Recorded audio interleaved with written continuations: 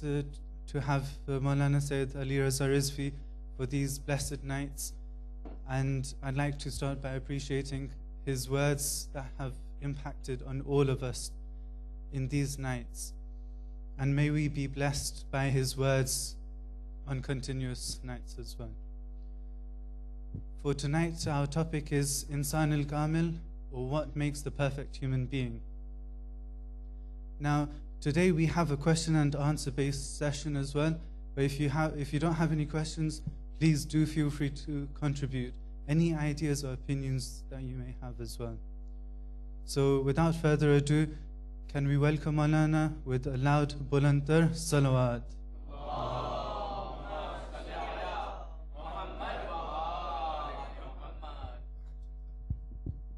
Bismillah ar-Rahman ar-Rahim. In the name of Allah, the Beneficent, the Merciful. The concept of Insaane Kaamil has been introduced by the mystics. The Holy Quran has used the term Iman and Islam, and the completion of Iman and Islam is the completion of humanity, the perfect human being. The Holy Quran has used these terms, Kamal, Kamil, and also Tamam. You may be a complete human being, and a complete human being is other than a perfect human being. Today the topic is Insaane Kaamil, the perfect human being. The Holy Quran says, Al-Yawma akmaltu lakum dinakum. Today we perfected your religion for you. Wa atmamtu alaykum ni'mati. And we completed our blessings. There are two different meanings of these two different words. One is tamam, an Arabic word also used in Urdu and probably other languages, Farsi as well. And one is kamal. Kamal is perfection and tamam is completion. We are talking about Insaane Kaamil, the perfect human being, not the complete human being. I'll very quickly give you an introduction to both of the words. For both the words, incomplete or imperfect, the two terms that you may use. If someone is making this masjid, for example, the masjid may be built in stages. It is not regarded as imperfect, it is regarded as incomplete. Na tamam, it is not tamam. Once it is completed, it is regarded as, it is tamam, not as kamil. Human beings have both of these things. You can be complete and you can be perfect. Perfection is to do with our soul. We are a combination of ruh and jism. Body, ruh is spirit, soul, and body, jism. The combination of both of them. It's a topic of philosophy and mysticism. Obviously, I can only simplify it to an extent. Otherwise, the topic is in itself a complicated topic. Human beings, a person may have a perfect body. They have a complete body. And even then they can have psychological problems. You say, no, he is psychological patient. The body is complete. What medicine do we give them? Now they're giving you antidepressants and other things. But usually, in olden days, they would say, well, there is no cure. This is, a spiritual illness. And there are other spiritual illnesses for which you cannot even take any medicine. For example, pride, greed, jealousy. There isn't a medicine that you take and say, okay, now the pride will go away or something. Okay? There is no medicine for that. That is completion in human being. But perfection is beyond both of these. There are two different types of perfections that we can see outside other than the human perfections. One is of a seed, which is called the perfection of plants, Kamale Nabati, and perfection of animals, Kamale Haywani. Everyone with me so far? I hope I'm not making it too complicated. I'm trying to simplify it as much as possible. Yeah? A seed, you may place it in the ground and that becomes a tree and starts giving off fruits. That's the completion or Kamal, perfection of a seed. That's the perfection of a seed. So the seed itself becomes a tree and gives fruits. The perfection of an animal is that it grows up, becomes big, you can eat it, or it has its own offspring, and then once it starts having its offspring, that is the perfection of an animal. That is called Kamale Hayvani. If you look for the same two perfections in human beings, then these two perfections are the perfections of plants and animals. Human beings have a further stage of perfection, and that is known to be Kamale Insani, and that is Iman. That is to believe in Allah subhanahu wa ta'ala, the prophets and the A'imma alayhimus salatu wassalam, to believe in the hereafter. That is the perfection of human beings. Now, sometimes you use the word perfect human being, as ideals. Yes? In English you may use different words. An ideal person for you, a role model. Have you, inshallah, come across these terms? The role models and ideals. In Farsi they would say namune, for example, namuna, shakhsiyat namune, or misali in Urdu, misali personality. That we can also translate as Insaane Kaamil, the perfect human being, the perfect example. That is also Insaane Kaamil, the role models. And who are they? They are infallibles. The perfect examples are the Holy Prophet and Imam Ali ibn Abi Talib alayhi salatu wasalam.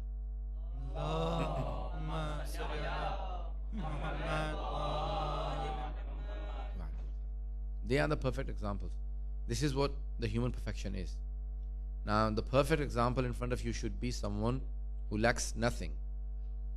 They don't have anything that they lack. So whoever a person may be, they look upon to them and they say that they are perfect for me. No matter if it is a scientist or a religious person or any perfection that you may name, they should have it. Otherwise they will not be the perfect role models. So they should have all sorts of perfections in them. In knowledge, in personality, in their day-to-day routine, everything, in society, social life. In every aspect they should be perfect, and they should not make mistakes, because if they were sinners or making mistakes, then you would always doubt them. So the perfect examples. Now we can all look up to something and we can always improve, and that improvement is achieving perfection. You can spend a lifetime and you will never be perfect in the sense that you will not say that I have now reached a stage where I no longer need improvement. There is always room for improvement, and that is to see perfection. To have a balanced life is called perfection. Not just to concentrate on one aspect of life, but to concentrate on all different dimensions and aspects of life is called a perfect life. To lead a perfect life, not to just become ascetic, zahid or abid, or become a worldly person, to keep a balance is Insaane Kaamil. Insaane Kaamil is, now, Kamal in our human life is to always improve. To see something good in someone else and try to achieve it and to become better than them is perfection. But to become envious and say that, no, why does that person have it? I don't want that person to have it. That is not perfection. That is animalistic habits. Can I speak for another 5 minutes? If you had any questions, then you can just raise your hands. It's not a majlis, so you can, inshallah, it's a session, so you can ask questions. Now, sometimes you have animalistic habits, and animals, have many different habits, and because of those, they are animals, and because of our wisdom, we are human beings. So human perfection is ridding yourself of the animal habits. I'll give you a few examples. If a bigger animal, if a bigger rooster beats the smaller one, it will go and look for a smaller one to take it out on him. Yes? If human beings also had that, you take it out on other people, then that's animalistic habits, when you take out things. The example, many of the psychologists have written that, the boss told off his, a person working for him, his employee. He told him off. He said, oh, you haven't done something properly. Well, because he was his boss, he couldn't take it out on him. So he came home and took it out on his wife. Or you don't cook properly, this is not right, you haven't, because he wants to just take it out on someone. So he tells off his wife. The wife takes it out. Well, these days they usually take it out on their husbands, but in olden days, the traditional women, they will take it out on the oldest child. You're never nice in the house, and you never do this, and you never do that right, and the older child takes it out on the younger one. You're always playing with my toys, and you never do things properly. And The youngest one doesn't have anything to do, so he just starts breaking all the toys. They say the toy wouldn't have broken if one of these people had broken the chain of taking that anger out on someone else. This is an animalistic habit. So try to break the chain and hold it back. That is perfection. This is in anger. And likewise, in every aspect of life, you can achieve perfection. Human life is all based around achieving perfections all around you in different aspects, in different things. No one knows your shortcomings as much as you do yourself, your faults and your mistakes. Try to rid the mistakes in yourself and improve. That is called perfection. In generosity, in knowledge, in every aspect. This is perfection. I can continue, for example, the fourth Imam al-Islam, the famous hadith, when a person said, Ma akthar al-hajij. Oh Mawla, how many hajis have come? He said, Ma akthar al-dhajij wa aqall al-hajij. He said, Mawla, so many hajis, so many followers of your granddad, the Holy Prophet, so many hajis. He was standing on Imam al-Islam was on a mountain, in Maidane Arafat, you have many different mountains, and he was on one of the mountains, a small hill, and he was looking down, and the whole of Maidane Arafat was full, and he said, look, Ma akthar al-hajij, so many hajis, Mawla, so many people doing hajj, pilgrims. He said, no, there are many people making noises, but there are very few hajis. Most of these people are just making. Ravi says that Imam al-Islam gave me a state that I suddenly started looking around and I only saw animals and a few human beings walking around. He said, Mawla, what is this? He said, this is, the hajis are the human beings. The human beings that you're seeing are hajis, and the rest of the animals that you see are just dhajij. They're just making noises. Labbaik Allahumma labbaik. They're only making noises. None of them are hajis. What does it mean? The different animal habits that we pick up, that's the shape that we take up. Sheikh, for example, Bahjat was asked, how do you see animals? For example, he used to walk and he said, I'm Muslim, can see the real us. He said the different habits that we pick up, that's the animal shape that we take up. People who always attack other people, become like wolves. People who always think about eating and drinking, they become like cows and buffaloes. People who are always used by other people, go and kick him, go and swear at him, go and do this. They're like horses and donkeys. People who keep a grudge become like camels, So different sins that you do, that makes you like a different animal that has it. For example, the fly has a very bad habit. The whole body may be clean and you may have just one wound, one dirty spot, and the fly will come and sit there. Some people have those kind of habits, They always pick on just one small fault. A person may be perfect, but they have a small fault and they'll pick on that. So they have the, habits of flies. So then you'll see big flies walking around if you could see the real people. Yes? One of my teachers once picked up a paper and he put a small black mark on it and he said, what is this? The whole class said, a black mark. He said, no, it's a white paper. You couldn't see the white paper, you're all looking for the black mark. So ridding yourself of those imperfect states of animals gives you perfection, and that is the human perfection. To improve yourself and have iman. Iman, belief, the biggest thing is belief, and then practice. And that would make you perfect. Ala Muhammad wa ala Muhammad salam. Allahumma salli ala Muhammad.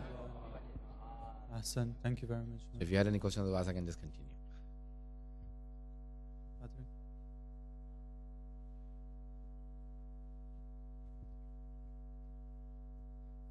Fine, thank you. Assalamu alaikum. Okay, so what are the factors now? What are the factors that can make a human being perfect? Okay. Now, usually what happens is that most of us find out about our own faults. And we never rid ourselves of our own faults. What we do tell ourselves is that, inshallah, from next year, I will improve. Or once I come back from Hajj or Ziyarat, then I'll try and improve. Once I get married, I'll try and improve. Like for example, in English, they give an example. My diet starts from tomorrow. And tomorrow never comes. Our biggest problem is that we don't, make a big plan.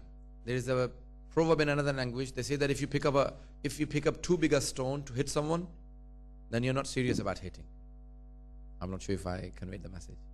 If you say that I'll hit you with this big stone or big rock, which you won't be able to pick up, then you're not serious about hitting that person. You're just trying to frighten them. I'll hit you with this big rock.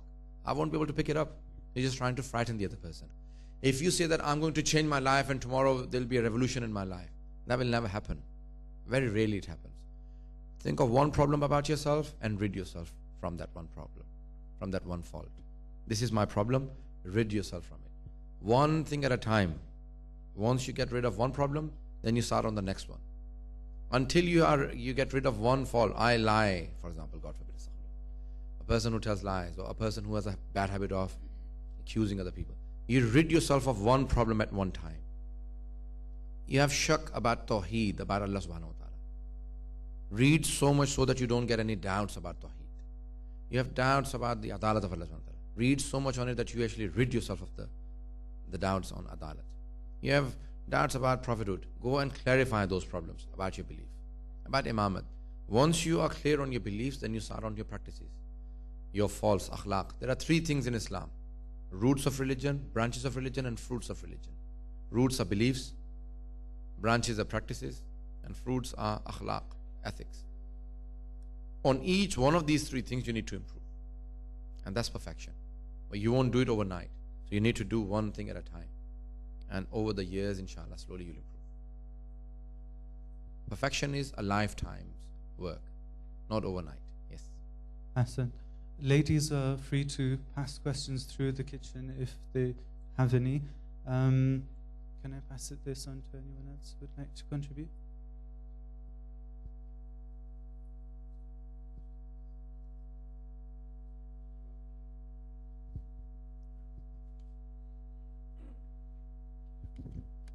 Assalamu alaikum.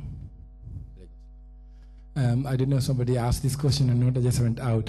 What one can, what steps one can take to move towards this being Insaane Kaamil, and I don't know, it's probably how long should it take if person does his 100% sincere effort, moving from a normal person, and could he become like an ordinary person and Insaane Kaamil? Okay. Yeah. You can never ever attain certain things. Infallibility is not something that you will achieve. So it's not that I'll start trying from today. So if I start doing 1,000 rakats every night,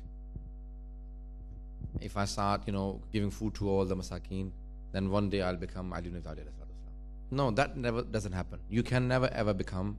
That should be clear. There are people who have now started believing these kind of things. But we don't believe this, okay? Certain things are not achievable. Certain things you can never. Ismat is not tahsili. Everyone, I'm not sure if, I'm trying to simplify it as much as I can. Ismat, infallibility, is not something that you can achieve.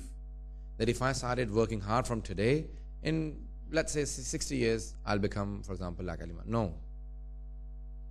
The Holy Prophet did not say, "Oh Husayn, you will become the master of the youth of heaven once Karbala happens." He said, "You are the master of the youth of heaven." At the time when he was saying it, he already was. So certain things you can never achieve. When you cannot achieve even certain things, then you still will always be, no matter how high you go, you'll still be a lot lower than what they are. So that means you can never ever achieve a 100% perfect life. So there is always room for improvement. Now there are stages within Islam, humanity, Islam, and then Iman has its own stages. Yaqeen, surety, all of these things have, stages.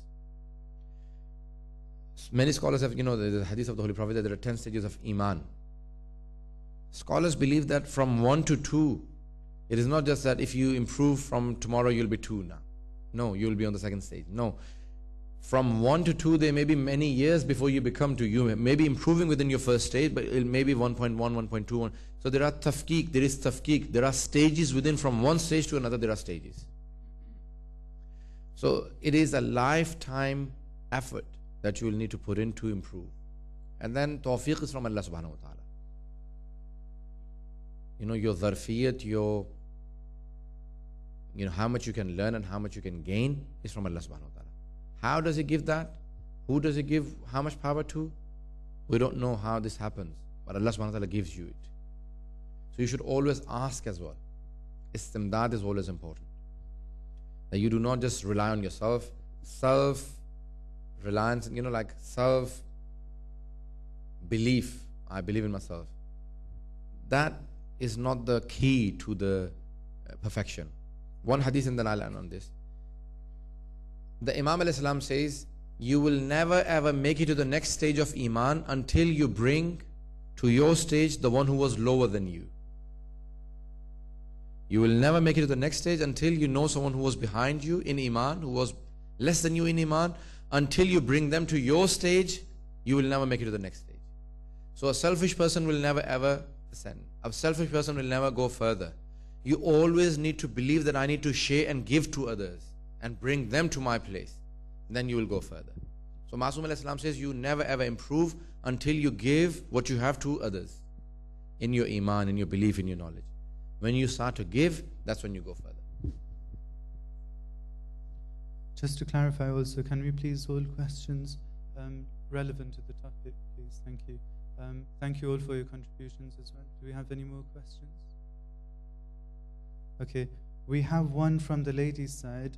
The younger generation is asking why in the Quran Bibi Fatima's name is not being mentioned, whereas Bibi Maryam's name has. Why has Hazrat Fatma's name not appeared? Yes. Okay. Sorry, it's not really relevant to the topic, but it's thank you. Inshallah, I'll answer it anyway. Now, there are many names that have not appeared in the Holy Quran. For example, the Ahlul Bayt alayhim salam, the 12 Imams, their names are not mentioned in the Holy Quran. Hazrat Zahra salam alayha, and other members of Ahlul Bayt alayhim salam. Especially out of the 14 infallibles, only the Holy Prophet's name is mentioned, and the other 13 infallibles, their names are not mentioned. In the Holy Quran, there are names of 24 prophets that are mentioned there, and not all the prophets. Now, Allah subhanahu wa ta'ala does not mention the names, He mentions the qualities. He mentions the fadail and qualities. So if you mention the names, for example, He said Ali, Fatima, then people would always say which Ali and which Fatima, and there'll be no trial. So He mentions the qualities of Ali and Fatima, the attributes of Ali and Fatima, the virtues and the fadail of Ali and Fatima, and Hassan and Husayn and the Aim alayhimus salam, who possess these qualities. For example, there is one who slept on the bed of the Holy Prophet. One who gave his ring in the way of Allah subhanahu wa ta'ala while in ruku. All of these qualities, no one but Ali ibn Abi Talib possesses the qualities that are mentioned in the Holy Quran. So you will not turn to another person but Ali ibn Abi Talib. Even our Sunni brothers have mentioned very openly about many verses that they were only and only for Ali ibn Abi Talib. Certain verses and certain surahs only for Fatima to Zahra salam alayha. So Allah subhanahu wa ta'ala mentions the qualities. Allah fadail, mentions the fadail and the virtues of the Ahlul Bayt alayhim salam, and not the names. So it is a trial for who reaches to those virtues mentioned in the Holy Quran and the qualities, and not the names. So it is very apparent inshallah in the Holy Quran. Thank you. These are questions from the ladies. Okay, human beings are imperfect, yet they are so intolerant towards other faults. How should one deal with others' faults and shortcomings that do not exist in him? Okay, always remember that you are in the same position. Most of the times this intolerance comes with the people who learn recently or improve something in themselves. It happened to me, it happens to all of us.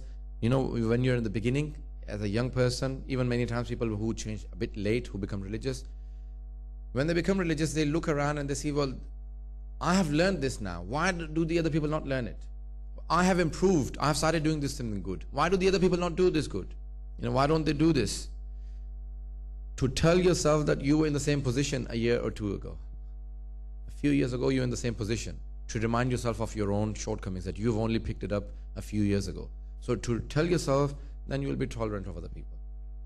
We only do, become intolerant because we think, I have learnt it now, and I wish the others could also learn it, and others could also have this in them. So this in itself is a sign of people who have only recently learned or recently started practicing something. They quickly become intolerant of other people and say that, well, why do the other people not have it? So it's like seeing their perspective as well. To see their perspective and to see that you've only improved yourself recently. Most people have seen that, within 2-3 years after learning something, they will start to accuse everyone else. They don't have it, they don't do this, they don't pray. So, to see that you were in that position yourself. We were jahil once. We didn't know, we didn't practice. So to remember our own position a few years ago. Isn't being Insaane Kaamil about good akhlaq and sincere heart, and not to much about rituals. When do we get guidance to improve ourselves? Okay. If you mean rituals, meaning ibadat, then perfection is all about ibadat and your akhlaqiyat, both, not just one dimension. This is what I was trying to point at. To have a balanced life, not to just have one point and emphasize on that one point. That is not perfection. To just become a complete abid or become a complete zahid. You know, many times, many of the people nowadays will say, to serve human beings. What are you doing? You know, why don't you come to the masjid or Imam Barga any time? I'm just trying to serve the human beings. That's not balanced life. I'm doing work for humanity. I'm doing a lot of akhlaq work. That's not balance. That's not perfection. That's completely imperfect because you're only trying to emphasize on one point in your life. Balanced life to basically improve all the different dimensions is perfection. Insaane Kaamil is who takes up all different dimensions of ibadat, of zuhud, of life, family, everything. You know, the Holy Prophet ﷺ, when he came to the masjid and he said, I have seen that many people nowadays, you know, they only pray and they're fasting every day and they have forsaken their families. I sleep a part of my life. I sleep a part of my night. And I, you know, do not fast every day. You can never become better than myself. So he told them off. Imam Ali Islam likewise told many of the, you know, so many zahideen, you know, people who are calling themselves that I'm zahid, I'm completely ascetic. I'm ilahi, I'm a godly person. I have forsaken my family and I now remain in the masjid completely doing Quran every day, namaz shab, all night I do prayers and I fast every day.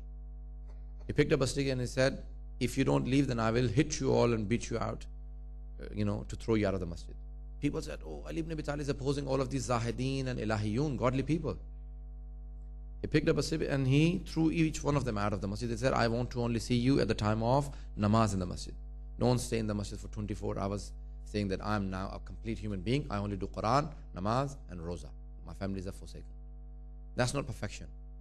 To have a balanced life in all aspects is perfection. Not to just say that, oh, I'm a good akhlaq person, so I don't need to do ibadat. No, a perfect life is to do everything properly. Your ibadat will also increase if you're improving. Your akhlaqiyat will also improve if you're improving. You know, perfection is not, for example, a person who says that, you know, outside they're nice with everyone. And as soon as they get home, the real them comes out. Why is, you know, that bad akhlaq is a sign of imperfection, of not having taqwa and zuhud. The Holy Prophet says, ahsanukum ahsanukum li ahli baytikum. The best of you are the best for their families. So do not be hypocritical, you know, when you're nice with everyone else and not nice to your family. That means you're a hypocrite. Because you're on a showcase with everyone else, so you're nice, but at home, you know, it's double standards. So no, you have to be on the same behavior that you are outside. This is extremely important. Perfection is to improve all dimensions and not only just one side. Just improving one side is again a disbalance in life, and that's not perfection. That's not Insaane Kaamil. Maulana Sahib, I'd just like to ask you something. You've mentioned that to have balance in all parts of your areas in your day. Now, in this modern day, it's very chaotic. We've got so many things that one has to do. Can you give an example of maybe how a prophet or Anbiya sorted their schedule out, or something that helped them? In the present day life? Now, usually what we have done, and, you know, we have become, you know, there was already a complaint in the 80s and 90s that we have become mechanical, you know. We have become machines. 9 to 5, a routine, you know, and we work like machines. And now this digital age is worse than that age of science, technology, and this age of the Panasonic age, or whatever you want to call it, you know, where people had actually made it to the space age. The present age is one of the worst times probably the humanity has ever seen. We never ever pay attention to our children, to our elders. We're all about gadgets. Machines, phones, iPads, you know, I don't know. It's all about, you don't even listen to another person. A person is talking, you say, that means you're not listening. To give, you know, like there are many articles now from many different psychologists who are saying that to be hands-free, mums and dads and brothers and sisters, to pay attention to other people, come off the machines at times, and pay attention to some of the environment, some of the things that are around you, surroundings. So not to just be completely into, ibadat. Many times, people completely, even during their namaz and everything, there is no concentration. That existed from before, but before people had less things to worry about. Now it is an age where even in your sleep a person is thinking about certain things, and you're dreaming about some of the things that you will be doing tomorrow and what you were doing today. It has completely overtaken your mind. An age where your sight and ears are in use, mainly your sight, and no other part of your body. Body completely still. Little bit of your fingers. Some of these technological things have made you so lazy, you don't even get up to turn off the television. It's all remote control and all gadgets, everything. You don't move. Bone idle, completely idle, lazy, which is a sign of low belief, low esteem. Imam Islam says laziness is one of the signs of nifaq, not a sign of iman. Iman is to be extremely active, proactive. Now you are now into all this age where you only use sight. Eyes are being used. Not much of the brain. Islam says to, encourages to use your brain. Read a little but think a lot more. التفكر في آلاء الله كان أكثر عبادة أبي ذر التفكر في آلاء الله. Most of the ibadat of Abu Dharr Ghafari was to think in the signs of Allah subhanahu wa ta'ala. Not to read so much, but to think. These days, the thinking has been taken away from us. And that's one of the biggest tragedies of the present day age. So yes, there are very, many benefits of some of these digital things that we're all used to of, but there are many side effects of these. That you don't think, you don't pay attention to anyone, you're staying up, just for games and for all of these things. So this is something extremely negative. So what we need to do is try and control and give hours and make a timetable for our usage of internet and usage of phones and everything. When do I not take phone calls?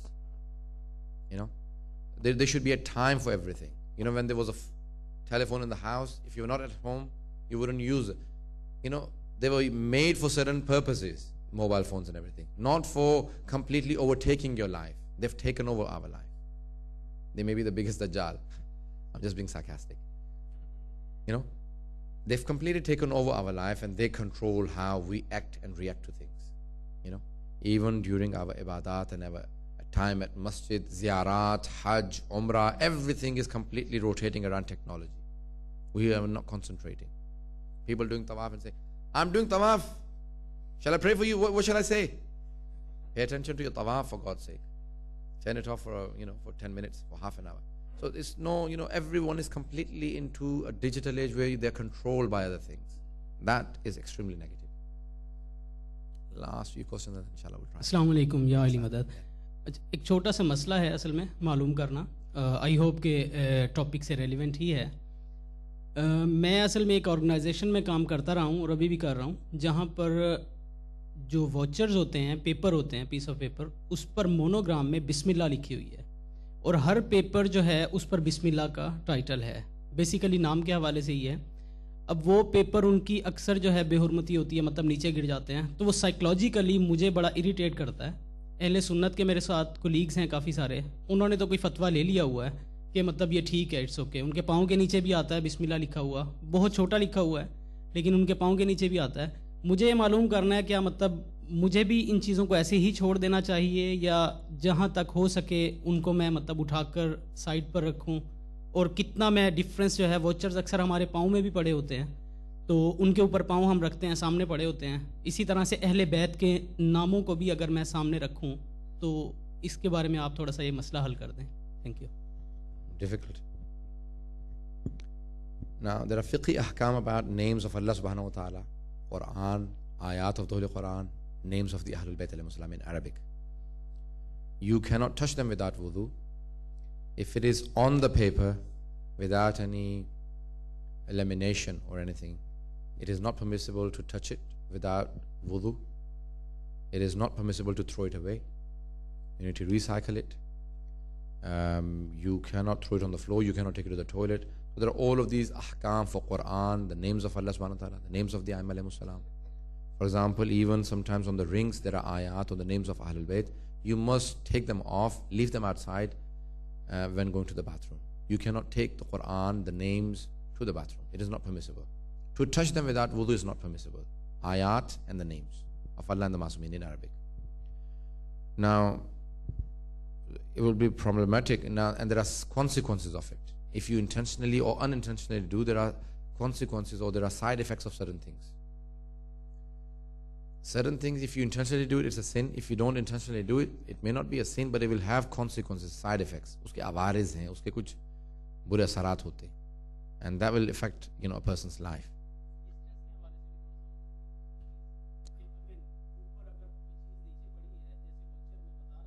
On the floor, nahi kar sakte. Again, there are respects for the Holy Quran. You can't put it on the floor or your feet on it. Anything that is regarded as disrespect is not permissible to the Quran and the names of the Aimma alayhimus salam. So even on the graves, for example, in Najaf and Karbala and Qom and other places, there were names of the of people, individuals who have died. And for example, my name is Ali Raza Rizvi, so it was on the grave Ali Raza Rizvi. The fuqaha were asked, is it permissible to step? They said yes, because it is his name. It is not. Once you intend that this name is Imam Ali ibn Musa Raza, then it is haram to place it on the ground and write it there and touch it. If it is my name, then it is okay to touch it without wudu and to throw the paper away and everything. So all matters on who you have intended, and it is, again, there are consequences of it. To burn the Holy Quran is one of the major sins. You should actually put it in a park place, in earth which is clean. You have to bury the Holy Quran if it is no longer, or put it in the water. You cannot burn it. You cannot throw it away. So there are all of these ahkam about Quran and the names of Aimma, which I've also mentioned. Thank you, Maulana Sahib. We just have one last question for the night. I know time is running away from us. Thank you. Assalamu alaikum. Got a quick question. When you think of perfection, you have to contemplate on akhirah. You have to contemplate on, barzakh and everything else. One dua that springs into my mind is dua adila, which if you listen to with or contemplate on the meaning of it, you really wakes you up.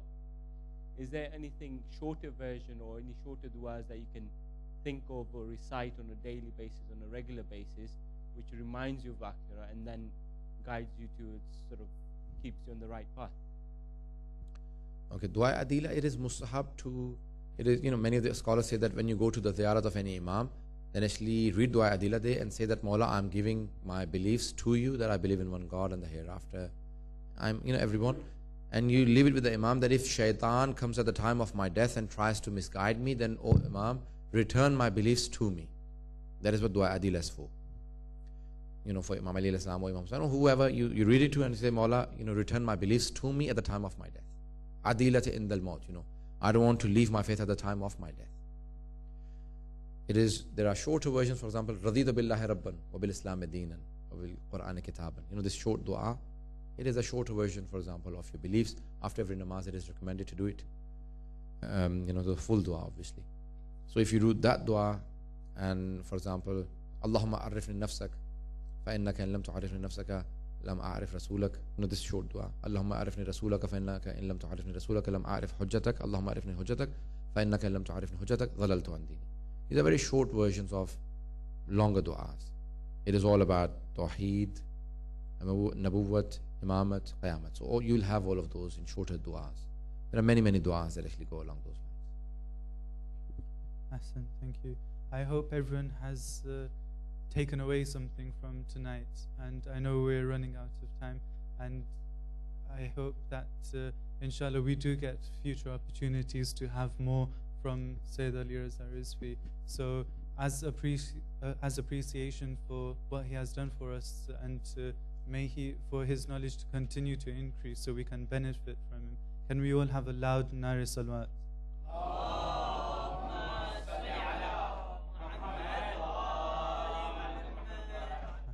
Thank you.